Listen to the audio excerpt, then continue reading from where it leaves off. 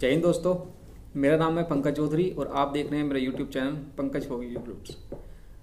दोस्तों, कल शाम मैंने एक वीडियो डाली थी जिस पे काफ़ी कमेंट्स आ रहे हैं और अदर देन मेरे यूट्यूब चैनल के दूसरे जो प्लेटफॉर्म्स हैं, जैसे व्हाट्सएप पे ग्रुप बना रखा है मैंने और टेलीग्राम पे ग्रुप बना रखा है, उस पर बहुत ज़्यादा कमेंट्स आ रहे हैं कि सर क्या कोर्ट केस हो गए हैं, इसके अगेंस्ट में हमारी भर्ती रुक जाएगी क्या, या अभी भी लोगों को कन्फ्यूजन है कि हमारा ज्वाइनिंग कब आएगा, ट्रेनिंग कब स्टार्ट होगी। तो इन सब चीज़ों को लेकर बच्चों में कन्फ्यूजन है जो क्लियर नहीं हो पा रही है। तो उसके दो सोल्यूशन है, या तो आप क्वेश्चन आंसर रख लीजिएगा कमेंट्स बॉक्स में, आप मेरे को बता दीजिए कब मेरे को ऑनलाइन आना है, लाइव आ जाएंगे, आपके जितने भी क्वेश्चन हैं उसके रिगार्डिंग हम दूर कर देंगे। एक तो ये हो गया। दूसरा पॉइंट ये है कि बच्चे बहुत ज़्यादा फ़ोन कर रहे हैं कंट्रोल रूम में, अदर जो एसएसबी के हैं, सीआरपी के हैं, आईटीबीपी के हैं, वहाँ पे कंट्रोल रूम में फ़ोन कर रहे हैं और वहाँ पे जो अधिकारी, कर्मचारी या कार्मिक जो भी बैठे हैं उनके पास फ़ोन करके पूछ रहे हैं कि हमारा ज्वाइनिंग कब आएगा। भाई इतना बताओ, वहाँ पे जो कार्मिक बैठा है क्या उसको फुल जानकारी होती है ऑफिस के बारे में, क्या उसको अदर देन चीज़ों के बारे में जानकारी होती है, ना कि रिक्रूटमेंट एक अलग ब्रांच होती है, कंट्रोल रूम एक अलग है। रिक्रूटमेंट एक इतना सेंसिटिव, आप इसको हल्के में मत लेना। रिक्रूटमेंट बहुत ज़्यादा सेंसिटिव एक टॉपिक होता है। भर्ती से संबंधित आप किसी भी सेंटर पे आप जाते होंगे, वहाँ पे एक नोटिस लगा रहता होगा, लोकल भाषा में बता रहा हूँ, दलालों से सावधान। इतनी ट्रांसपेरेंसी बरती जाती है अधिकतर फिर भी, लेकिन रिक्रूटमेंट एक ऐसा टॉपिक है कि बहुत ज़्यादा ये कॉन्फिडेंशियली रखा जाता है और इतनी जल्दी इनकी जो इंफॉर्मेशन है बाहर नहीं निकाल सकते कि अभी क्या चल रहा है, किसका ज्वाइनिंग लेटर इशू करने वाले हैं, क्या करने वाले हैं। इस तरह की कोई भी इंफॉर्मेशन कंट्रोल रूम के पास इतनी जल्दी नहीं होगी कि आपको बता दें। ये कब पता चलता है, जब आपके ज्वाइनिंग लेटर इशू कर दिए जाते हैं, वो भी आपको पता होगा कि ऑफलाइन आते हैं और उसका एक अलग प्रोसीजर है, वो सारा टॉपिक कवर किया जा सकता है, उस पर एक वीडियो बन सकती है, लेकिन अभी उसका टाइम नहीं है। आपके जो कन्फ्यूजन दूर करने के लिए मैं यहाँ पे आया हूँ। तो मैंने पहले बताया था कि आप कमेंट्स बॉक्स में आप मेरे को बता सकते हैं कि कब एक लाइव आना है, आपके जितने भी क्वेश्चन आंसर हैं का एक सेशन रख लेते हैं।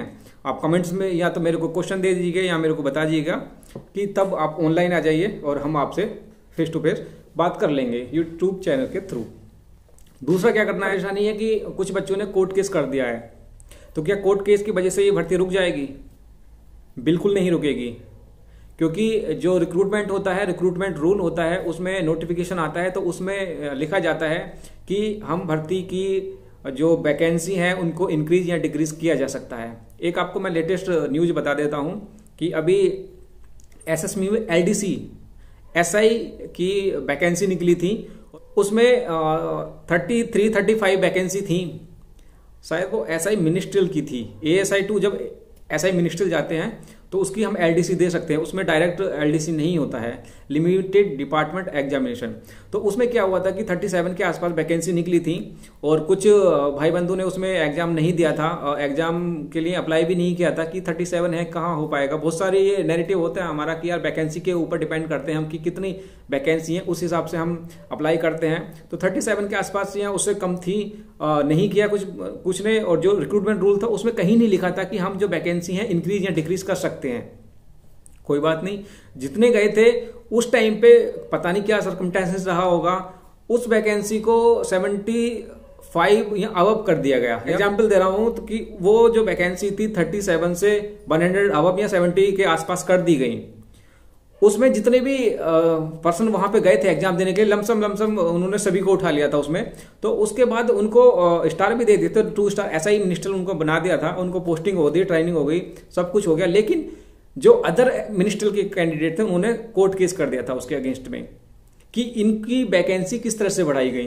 तभी उसके बाद से ही ये एसएसबी में खासकर ये टर्म डालने लगे हैं कि हम वैकेंसी की जो नंबर ऑफ पोस्टें हैं वो इंक्रीज या डिक्रीज कर सकते हैं, क्योंकि उन्होंने कोर्ट में चैलेंज किया है, उनका एक्सेप्ट भी हो गया। क्योंकि रिक्रूटमेंट जो भी वैकेंसी होगी आपका नोटिफिकेशन स्टार्टिंग में निकल जाएगा और पूरी वैकेंसी उसी नोटिफिकेशन के इर्द गिर्द घूमती रहेगी, तो उसमें आप कभी भी चेंज नहीं कर सकते।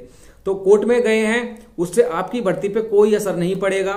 मैंने कल भी बताया है कि आपके ट्रेनिंग सेंटर अलॉट हो गए हैं, उनकी जानकारी मांग ली गई है कि किस ट्रेनिंग सेंटर पे कितनी स्ट्रेंथ हम अवेलेबल करा सकते हैं, कितने पर्सनल की हम ट्रेनिंग करा सकते हैं।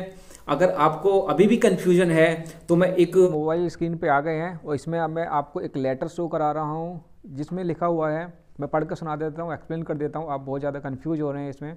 It is intimated that the recruitment process of 10956 constable GD इन सभी की is in the final stage with staff selection commission and they are likely to be allotted to shortly and their BRTC is to be start in the month of April 2021। ये expected date है कि इनकी जो अप्रैल 2021 से training है वो start हो जाएगी। तो इन्होंने कुछ रेफ़र किया है और उसमें बताया कि which year marked 9256 9256 constable GD to TCs ATCs and other designated unit for conducted BRTC as per detail given below। जो इनकी डिटेल गिवन बिलो ये डिटेल है उसके अंडर ये लाइकली टू बी ट्रेनिंग करेंगे। तो इसमें कोई कन्फ्यूजन वाली बात नहीं है कि अप्रैल 2021 से स्टार्ट हो जाएगी।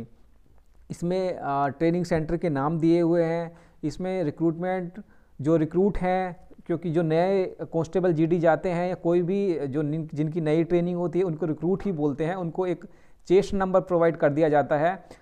और वो सारी जो मेरे को ध्यान आ रहा है अपने टाइम में किस तरह से क्या होता था उसके ऊपर भी मैं एक वीडियो बनाऊंगा, आपको बहुत ज़्यादा बेनिफिशियल रहेगा और आपको बहुत ज़्यादा पता चलेगा किस तरह से ट्रेनिंग होती है, किस तरह से पनिशमेंट दिया जाता है, क्या होता था। जबकि मैं तो एक as a being ministerial staff हमारे साथ इतना होता था, तो आपके साथ क्या होगा। BRTC ये इसमें टोटल कैंडिडेट दे रखे हैं, तो 9256 कैंडिडेट आपको likely to be start in BRTC start हो जाएगी।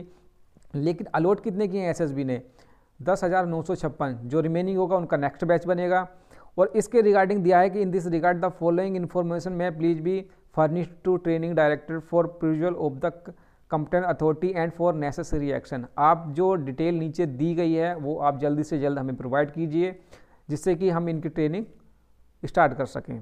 उसके बाद लिखा है provide the strength of available instruction staff who are drawing instruction allowance in training centre excluding battalion and requirement of instruction staff in the proforma giving below. इन्होंने एक pro forma दे रखा है। परफॉर्मा को एक चीज़ मैं इसमें मेंशन करना चाहूँगा, जैसे फ़ोन कर रहे हैं आप डायरेक्ट आप कंट्रोल में फ़ोन कर रहे हैं कहीं, वहाँ पे नहीं होगा। आपकी जो फर्स्ट ज्वाइनिंग होगी आपकी ट्रेनिंग सेंटर में होगी। जैसे SSB का मैं अपना बता देता हूँ कि हमारी जो ज्वाइनिंग हुई थी वो ट्रेनिंग सेंटर में ज्वाइन किया था हमने।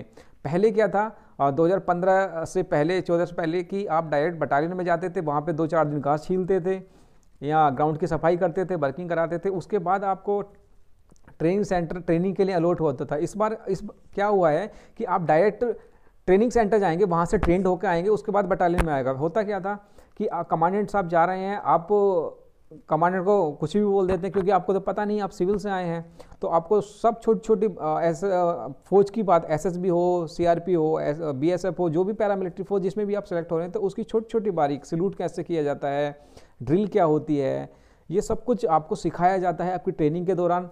उसके बाद ही आपको फिर कंपनियों में या बटालियन में डिप्लॉय किया जाता है। तो इसमें स्ट्रक्चर कि आपकी जो इंस्ट्रक्टर होंगे वहाँ पे आपको किस तरह से हैंडल करना है, आपको किस तरह से सिखाना है, वो सारी चीज़ें आपको सिखाने के बाद ही आपको डिप्लॉयड किया जाएगा। तो यहाँ पे डिटेल मांगी हुई थी कि आपकी पोस्टेड स्टैंड बता दीजिए कि कितने थे, serial number, authorization, posted, vacant, UI number, rank, name, field specialization और उसके बाद date of posting in TC और रिमार्क्स, सब कुछ मांगा हुआ है। लेकिन पता नहीं क्यों कंफ्यूज हो रहे हैं। एक आपका ज्वाइनिंग लेटर बहुत जल्दी आने वाला है, तो मैं उसके ऊपर एक वीडियो बनाऊंगा जैसे ही पता चलेगा मेरे को। तो आप कंफ्यूज बिल्कुल मत होइए, अपना कॉन्सेप्ट बिल्कुल क्लियर रखिए। आपकी भर्ती कहीं नहीं गई है, आपका अगर सिलेक्शन हुआ है, आपका मेरिट लिस्ट में नाम आया है, तो आपकी ट्रेनिंग ज़रूर ही होगी।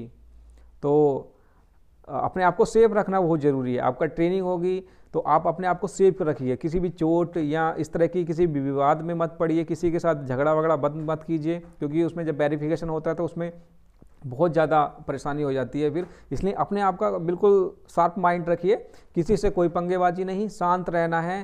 अपना आपको वो ऑडियो जो कंट्रोल रूम में फ़ोन कर करके पूछ रहे हैं, जो कार्मिक वहाँ पे कार्यरत हैं कि आप हमारा ज्वाइनिंग कब आएगा, उनको नहीं पता है।